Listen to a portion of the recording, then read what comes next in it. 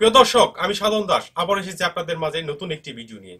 দর্শক, সোনালী টিভির পক্ষ থেকে আপনাদের জানাই একরাশ পলাশ ফুলের শুভেচ্ছা। দর্শক, প্রিন্স মাহমুদ স্যার বাংলার একজন উজ্জ্বল নক্ষত্রের নাম। তিনি সঙ্গীত জগৎকে করেছে সমৃদ্ধশালী। তার সুর করা গান বাংলার বিভিন্ন শিল্পীরা কণ্ঠে তুলেছে এবং পরিবেশন করেছে। তার গাওয়া গান শুনলে জুড়ায় মনপ্রাণ। আমাদের সেই শ্রদ্ধেয় বরেণ্য সুরকার প্রিন্স মাহমুদ স্যারকে আমাদের অন্তরের অন্তঃস্থল থেকে জানাই ভালোবাসা, একরাশ প্রীত শুভেচ্ছা। শুধু দর্শক, প্রিন্স মাহমুদ স্যার তিনি নিজেই তার তুলনা।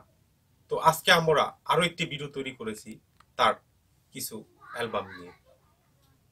এই যে অ্যালবামগুলি দেখছেন, এই অ্যালবামগুলোর প্রকৃত মালিক কিন্তু আমরা নই। এই অ্যালবামগুলোর প্রকৃত মালিক হচ্ছে শিল্পী ও কোম্পানি।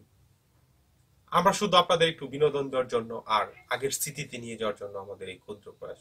তো দর্শক, চলুন এক এক করে স্যারের সুরের অ্যালবামগুলো আপনাদের দেখি প্রথমে আমার হাতে কোন অ্যালবামটি আসে।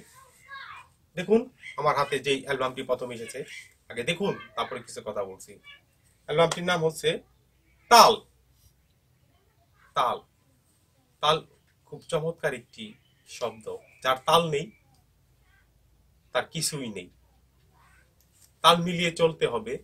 এটা তো গেল এই তাল, কিন্তু গাছের তাল। দর্শক, আপনারা যারা তাল খেয়েছেন তারা তো জানেন যে ছোটবেলায় আমরা কিন্তু আমার বাড়ি গ্রামে। গ্রামে আমি বিভিন্ন জায়গায় তাল গাছের তলায় তাল টুকাতে যেতাম। দেখতে পাচ্ছেন, এই তাল দেখে আমার মনে পড়ে গেল। এটি আমাদের শ্রদ্ধেয় প্রিন্স মাহমুদ স্যারের সুরে এই ক্যাসেটটি তখন বাজারে পাবলিশ করেছিল সাউন্ডটেক কোম্পানি।